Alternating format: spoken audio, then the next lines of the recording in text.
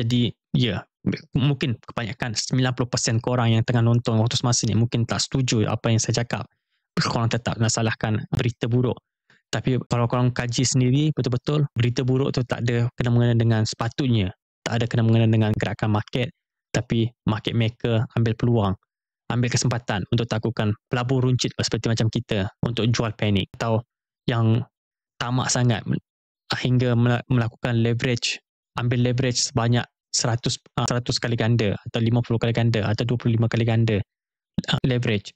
Jadi sebab orang tahu orang-orang ni dia punya liquidation dekat area mana, jadi dia ambil peluang, dia jatuhkan market semua, jatuhkan harga sampai orang semua kena. Sebab apa? Kenapa ada sampai liquidation sampai 19 bilion liquidation berlaku paling tertinggi dalam sejarah? Disebabkan market maker, bukan disebabkan berita. Ya, berita berita tu keluar tapi dia orang ambil peluang untuk atas berita tu manipulasikan market.